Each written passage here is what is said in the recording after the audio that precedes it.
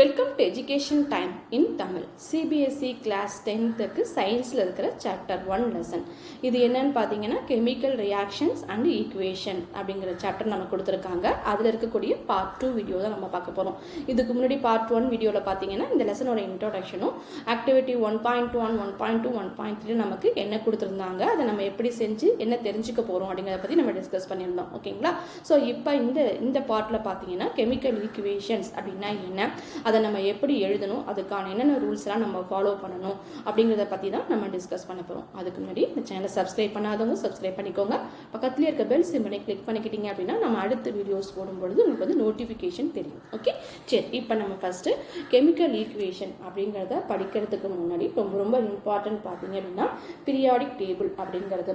இது என்ன அப்படின்னு பார்த்தீங்கன்னா என்னென்ன எலமெண்ட்ஸ் நமக்கு இருக்குது, அதை என்னென்ன குறியீட்டில் நம்ம நோட் பண்ணுவோம் அப்படிங்கிறத தான் கொடுத்துருப்பாங்க. இதை வந்து ஒரு நெட்டில் எடுத்து ஒரு பிரிண்ட் எடுத்து உங்கள் புக்கில் ஒட்டிக்கோங்க. ஏன்னா நம்ம 10th வரலும் வந்துட்டோம் அப்படிங்கும் பொழுது மினிமம் ஒரு 30 எலமெண்ட்ஸோட குறியீடாவது நமக்கு வந்து தெரியணும். ஓகேங்களா? ஃபார் எக்ஸாம்பிளுக்கு பார்த்தீங்கன்னா ஹெச் நம்ம போடுவோம், ஹைட்ரஜன் ஹெச். ஓகேங்களா?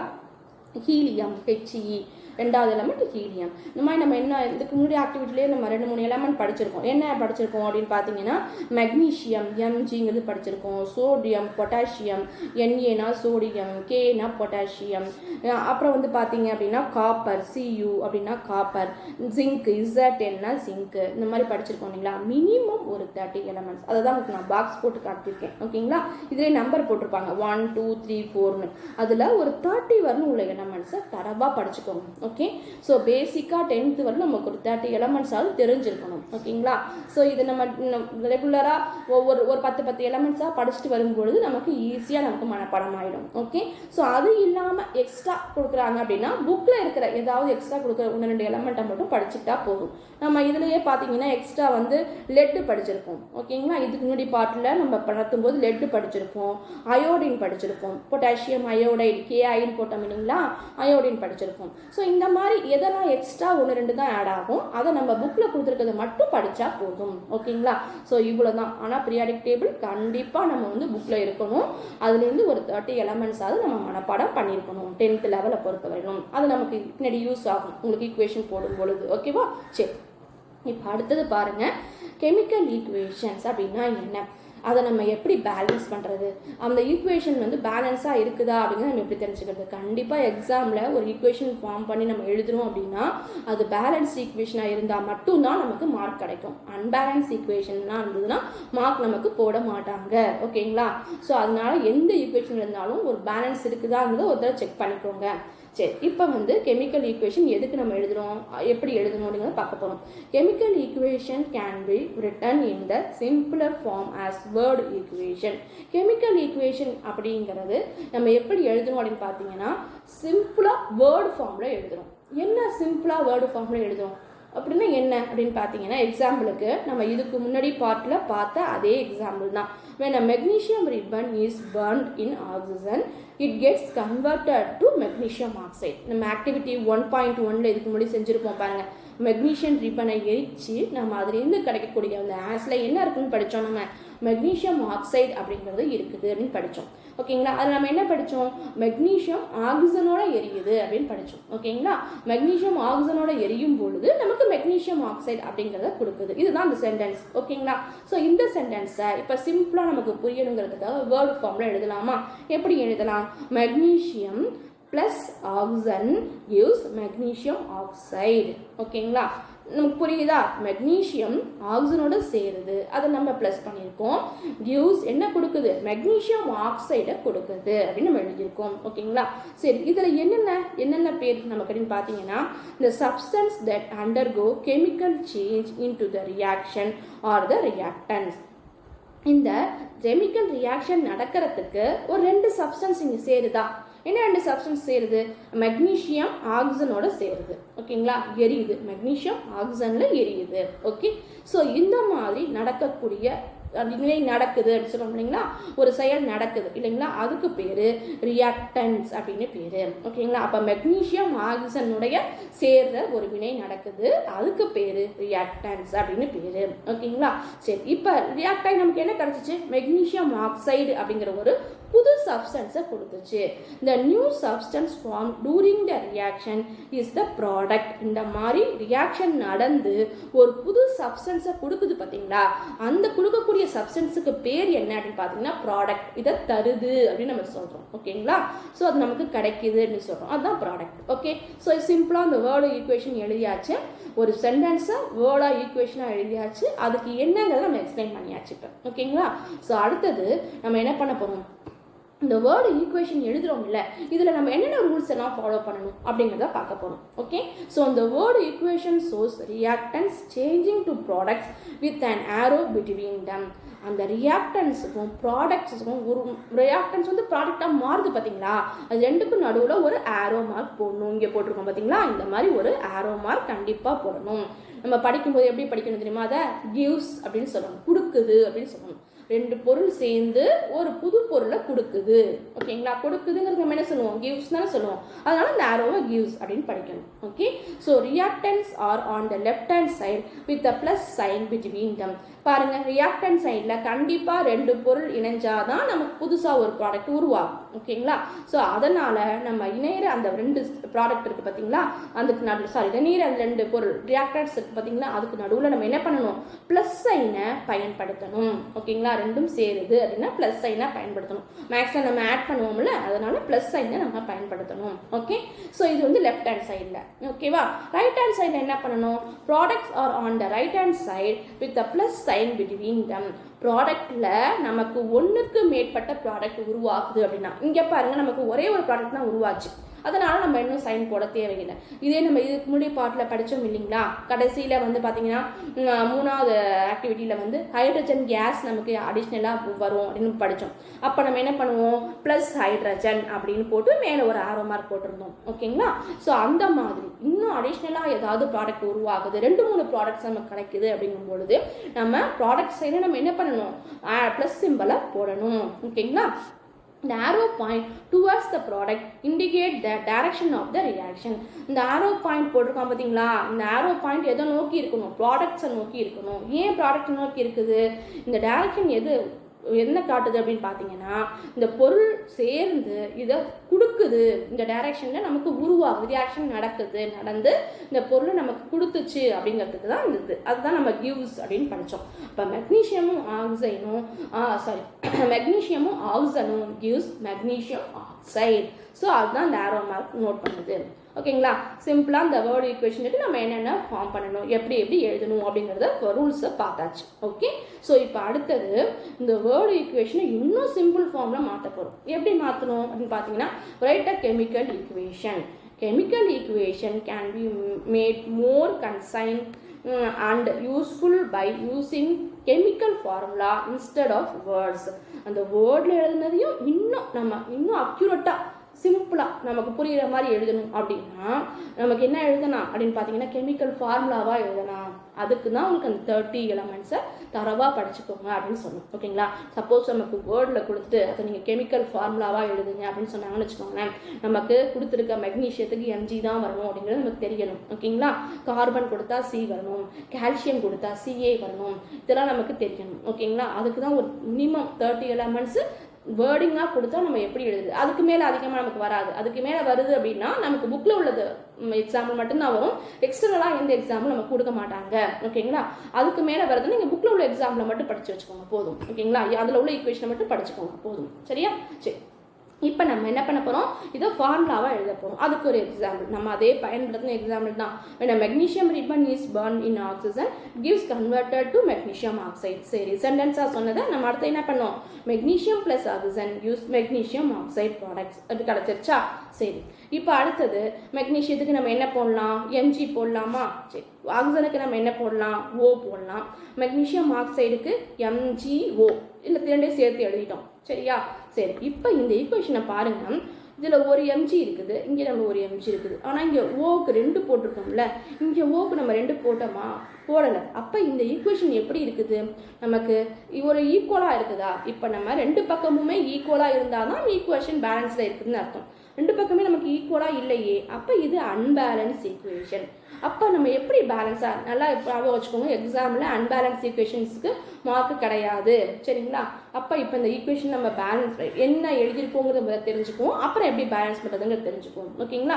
சரி, count the number of atom of each element on the left hand side and the right hand side of the arrow. பாருங்க, ஆரோக்கு லெஃப்ட் ஹேண்ட் சைடும் ரைட் ஹேண்ட் சைடும் உள்ள நம்பர் ஆஃப் ஆட்டம்ஸை கவுண்ட் பண்ணுங்க. இதில் mg1, இதில் mg1, இதில் O2, இதில் O1 தான் இருக்குது. அப்போ கவுண்ட் பண்ணியாச்சு, அது வந்து ஈக்குவலாக இல்லை. சரி, compare the counts of each elements on both side compare பண்ணி பார்த்துட்டோமா? இருக்குதா?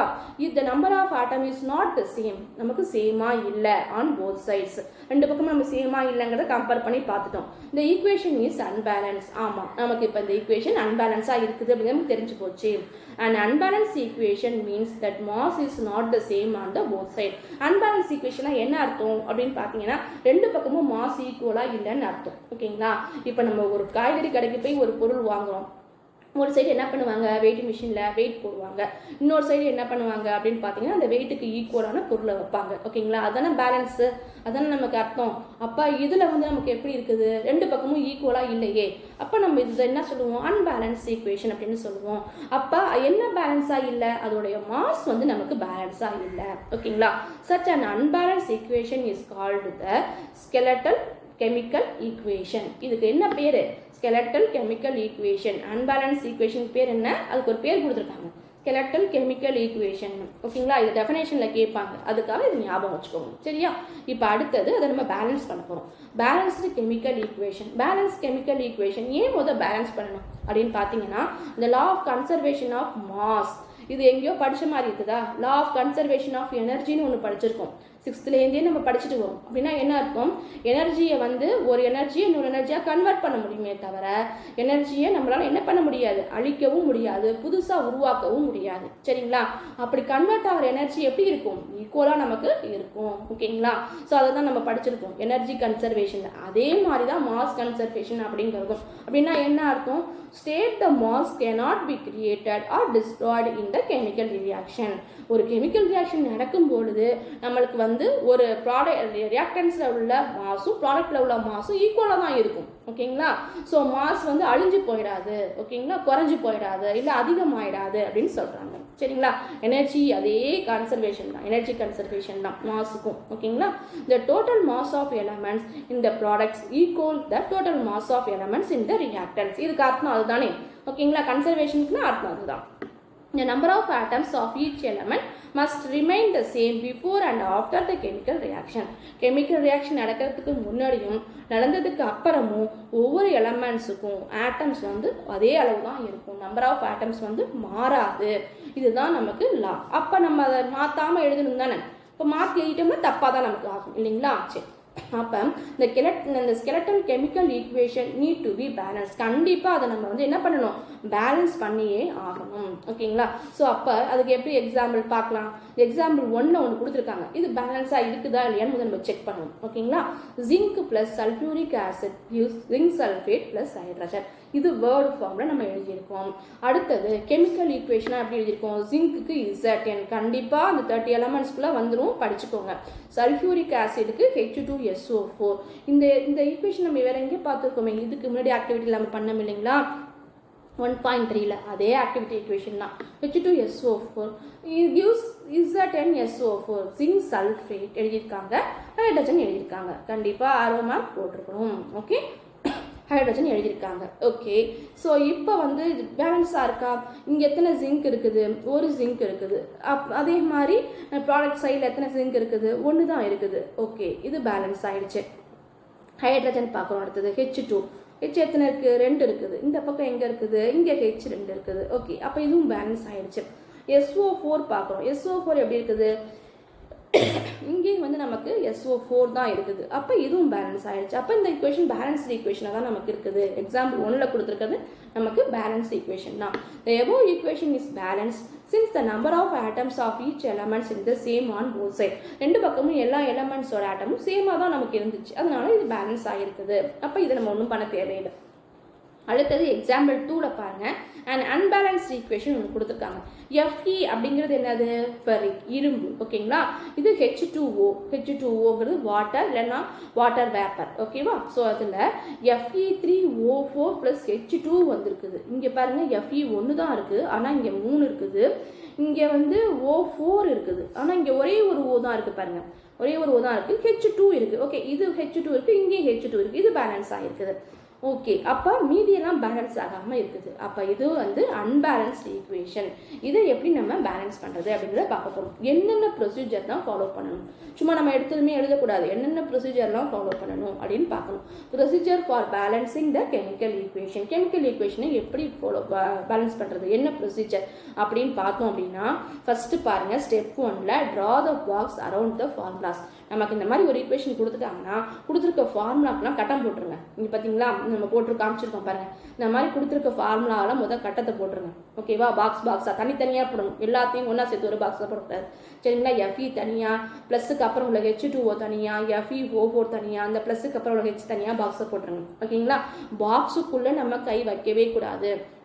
நடுவில் 2 போடுறது, மேலே 2 போடுறது, இதெல்லாம் பண்ணக்கூடாது. Do not change anything inside the box. பாக்ஸுக்குள்ளே நம்ம எந்த சேஞ்சுமே பண்ண போகிறது கிடையாது. ஓகேங்களா, பாக்ஸ் அப்படியே தான் இருக்க போகிறது. ஓகே, ஸோ அடுத்தது என்ன பண்ணுறோம், list the number of atoms. எவ்வளோ ஆட்டம் இருக்குன்னு முதல்ல லிஸ்ட் போடுங்க. ஓகேங்களா, count atoms for each elements in the reactants and the product side reactant side count பண்ண போகிறோம். கவுண்ட் பண்ணி ஒரு லிஸ்ட்டு போட போகிறோம்.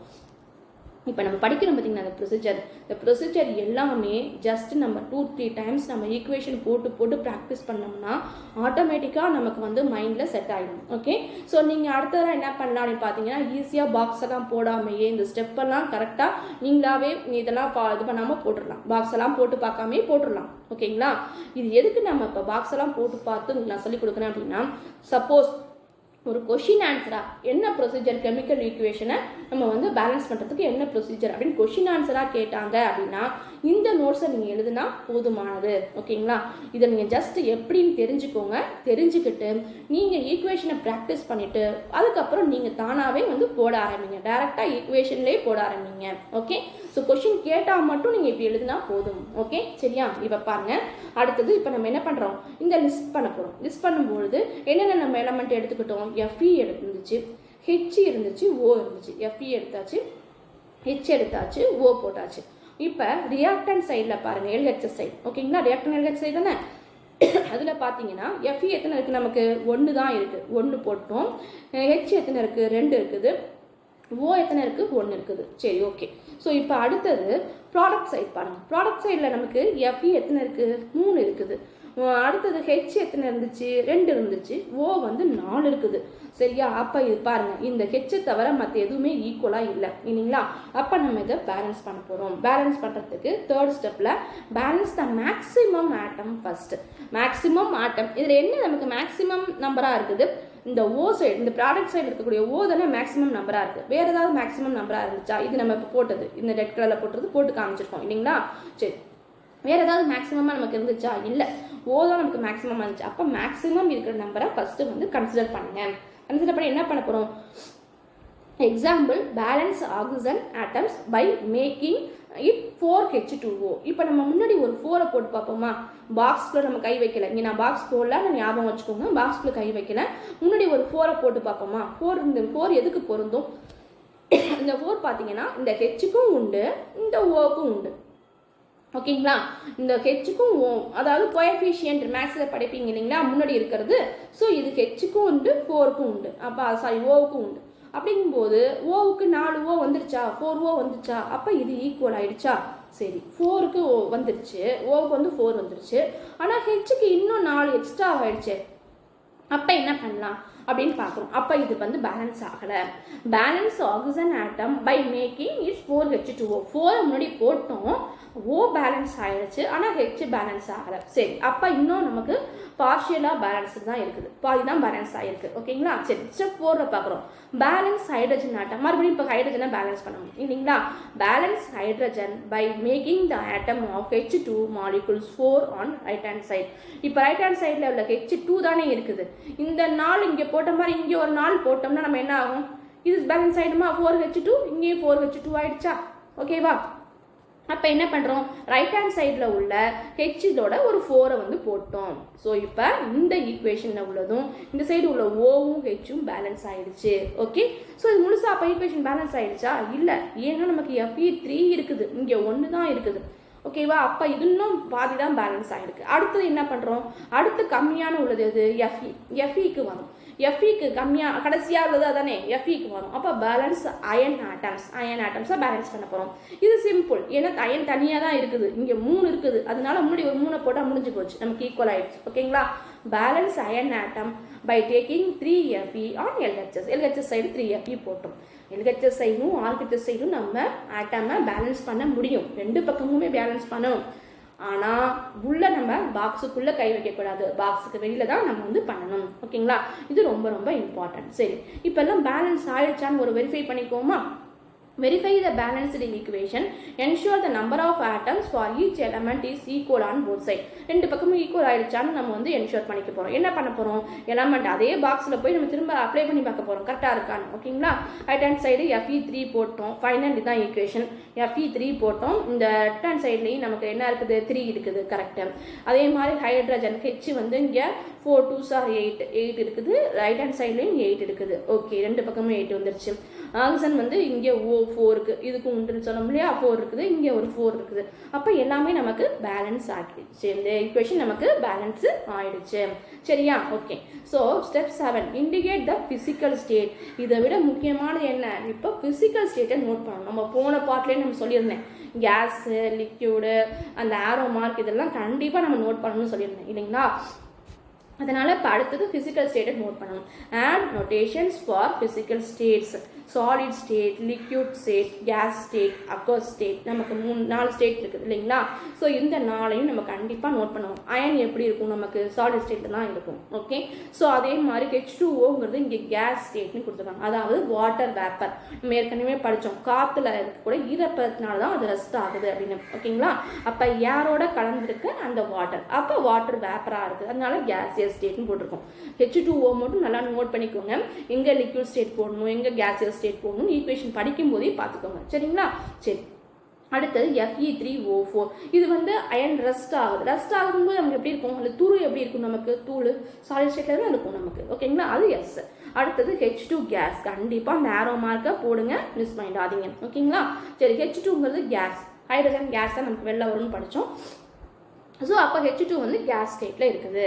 This method known as the heat and trial method. இப்போ நம்ம பேலன்ஸ் பண்ண பார்த்தீங்களா, இந்த மெத்தடுக்கு பேர் heat and trial method. Involve adjusting coefficients to balance the equation using the smallest whole number. இதை நம்ம எப்படி அட்ஜஸ்ட் பண்ணோம், ஹோல் நம்பரை வச்சு, சின்ன சின்ன ஹோல் நம்பர்ஸை வச்சு நம்ம வந்து இந்த ஈக்குவேஷன் நம்ம அட்ஜஸ்ட் பண்ணோம்.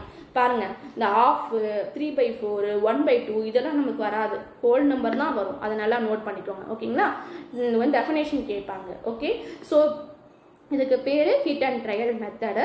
இதை நம்ம பேலன்ஸ் பண்ணி அட்ஜஸ்ட் பண்ணும்பொழுது கோஎஃபிஷியண்ட்டாக தான் முன்னாடி தான் நம்ம சேர்க்கணும். எப்படி சேர்க்கணும், ஹோல் நம்பர்ஸாக தான் நம்ம சேர்ப்போம். சரிங்களா, சரி. இதுதான் வந்து பார்த்தீங்கன்னா அந்த ஈக்குவேஷன். இதில் இன்னொன்று நம்ம நோட் பண்ணணும், என்ன இன்னொன்று முக்கியமான என்னென்னா, சில ஈக்குவேஷனில் sometimes the reaction conditions such as temperature, pressure, catalyst, etc. இன்னும் சில நம்ம வந்து பார்த்துப்போம், ஹீட் பண்ணுறோம், இந்த ட்ரையாங்கிள் சிம்பிள் போன பார்ட்டில் நான் சொன்னேன் இல்லையா, ட்ரையாங்கிள் சிம்பிள் வரும், இது வந்து ஹீட் பண்ணுறோம் அப்படிங்கிறதுக்கு, இல்லை ஹீட் ப்ரொடியூஸ் ஆகுது அப்படிங்கிறதுக்குன்னு சொன்னோம் இல்லையா. இந்த மாதிரி சில இடங்களில் டெம்பரேச்சர் தேவைப்படும், ப்ரெஷர் தேவைப்படும். ஓகேங்களா, இந்த மாதிரி சில விஷயங்கள்லாம் நமக்கு தேவைப்படும், அதையும் நம்ம கண்டிப்பாக நோட் பண்ணணும். அதை எங்கே நோட் பண்ணுறது, for the reaction are indicated above or below the arrow in the equation. arrowக்கு மேலேயோ இல்லை arrowக்கு கீழேயோ நம்ம அதை நோட் பண்ணணும். arrow gives கொடுக்குது இல்லைங்களா, இந்த ரெண்டு பொருளும் சேர்ந்து சூடுபடுத்தும் பொழுதோ இல்லை இந்த டெம்பரேச்சரில் நம்ம வச்சிருக்கும் பொழுதோ தான் இந்த ரியாக்ஷன் நடக்கும். ஃபார் எக்ஸாம்பிளுக்கு நேச்சுரலாக பாருங்களேன், மில்கோட பாக்டீரியா ஆட் ஆகும்னு சொன்னோம் இல்லைங்களா. இந்த பாக்டீரியா எப்போ ஆட் ஆகும் நம்ம சொன்னோம், ரூம் டெம்பரேச்சர்னு சொன்னோம். நல்லா ஹாட்டாக இருக்கும்போது நடக்காது. அப்போ அந்த ரூம் டெம்பரேச்சரில் அப்படிங்கிறத நம்ம நோட் பண்ணணும். இருக்கணும். ஓகேங்களா? ஸோ ஹாட்டாக இருக்கும்போதும் நமக்கு வந்து பாக்டீரியா ஆட் ஆகி கேர்டாக மாறாது, புளிச்சு போகாது. அதே மாதிரி நீங்கள் ஃப்ரிட்ஜில் தூக்கி வச்சிட்டாலும் அது புளிச்சு போகாது. அப்படின்னு என்ன கூலானாலும் நமக்கு ஆகாது. ஓகேங்களா? அட் ரூம் டெம்பரேச்சரில் தான் அது நடக்குது அப்படின்னு நம்ம நோட் பண்ணணும் இல்லைங்களா? ஸோ அதை நோட் பண்ணுற மாதிரி தான் நம்ம இந்த ஈக்குவேஷனில் எங்கே நம்ம என்ன தேவையோ அதை வந்து நம்ம எங்கே நோட் பண்ணணும், ஆரோவுக்கு மேலேயோ இல்லை கீழேயோ நம்ம நோட் பண்ணலாம். மேலையும் கீழையும் நோட் பண்ணுற மாதிரி நமக்கு வரும். அதுக்கு தான் எக்ஸாம்பிள் கொடுத்துருக்கோம் பாருங்க. ஃபார்மேஷன் ஆஃப் மீத்தேன் ஃபார்ம் ஆகிறது எப்படி இருக்குன்னு பார்த்தீங்கன்னா, CO gas, carbon dioxide gas plus hydrogen gas 2H2 gas ரெண்டும் சேர்ந்து நமக்கு மீத்தேன் ஃபார்ம் ஆகுது. ஓகேங்களா? 340 ATM, இது என்னது ATMனா அட்மாஸ்பியரிக் ப்ரெஷர். ஓகேங்களா? அட்மாஸ்பியரிக் ப்ரெஷர் அது 340 அட்மாஸ்பியரிக் ப்ரெஷர் இருந்தால் மட்டும்தான் அது நடக்கும். ஓகேங்களா? அப்போ நம்ம கார்பன் டை ஆக்சைடு காற்றுல நமக்கு இருக்க தெரியும், ஹைட்ரஜனும் காற்றுல இருக்குது. சாதாரணமாக இருக்கும்போது நேச்சுரலையே உருவாயிடும், ஆனால் உருவாகாது. இந்த 340 அட்மாஸ்பியரிக் ப்ரெஷர் இருந்தால் மட்டும்தான் இந்த மீத்தேன் கேஸ் வந்து ஃபார்ம் ஆகும். ஓகேங்களா? ஸோ இங்கே நமக்கு மீத்தேன் லிக்யூடாக நமக்கு வந்து ஃபார்ம் ஆகுது. CH3OHL. இந்த ஈக்குவேஷன் பேலன்ஸ் ஆயிருக்கா அப்படிங்கிறத செக் பண்ணி நீங்கள் சொல்லுங்கள் கமெண்டில். Photosynthesis is in plants. Plant வந்து என்ன பண்ணுது, ஃபோட்டோசிந்தசிஸ் பண்ணுது இல்லைங்களா? ஃபோட்டோசிந்தசிஸ் பண்ணி அதுக்கு ஃபுட்டை தயாரிக்குது இல்லைங்களா? அதுலேயும் கெமிக்கல் ரியாக்ஷன் நடக்குது. எப்படி நம்ம டைஜஷனில் கெமிக்கல் ரியாக்ஷன் நடக்குது மாதிரி அதுலேயும் கெமிக்கல் ரியாக்ஷன் நடக்குது. அதில் என்ன கெமிக்கல் ரியாக்ஷன் நடக்குது அப்படின்னு பார்த்தீங்கன்னா 6CO2, அது நம்ம படிச்சிருப்போம். அது கார்பன் டை ஆக்சைடை எடுத்துக்கும் ஃபோட்டோசிந்தசிஸ் அப்போ அப்படின்னு. ஓகேங்களா? அப்போ 6CO2 Aqua plus 12H2O liquid water. ஓகேவா? எப்போ நடக்கும் இது? நைட் டைமில் நடக்குமா? இல்லை, சன்லைட் இருக்கும்போது தான் நடக்கும்னு நம்ம படிச்சிருக்கோம். அப்போ கண்டிப்பாக சன்லைட் அப்படிங்கிறத நோட் பண்ணணும்.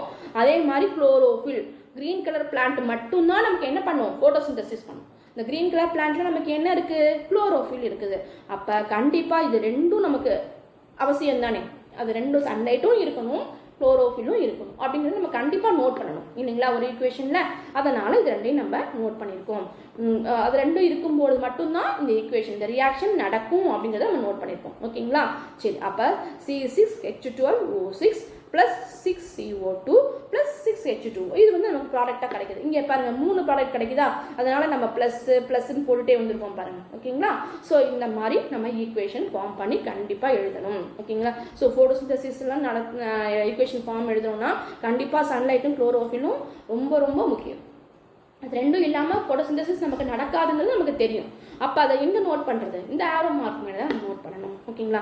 இப்போ ஒரு ஈக்குவேஷன் எழுதுறதுக்கு நம்ம எவ்வளோ வந்து நம்ம வந்து கவனிக்க வேண்டியது இருக்குது பாருங்கள். சாதாரணமாக ஒரு ஈக்குவேஷன் எழுதிட முடியாது, எவ்வளோ கவனிக்க வேண்டியது இருக்குது. இதை வந்து நீங்கள் நிறைய ப்ராக்டிஸ் பண்ண தானாகவே நீங்கள் வந்து ஈக்குவேஷனை சென்டென்ஸாக நீங்கள் எழுதிடுவீங்க. ஓகேங்களா?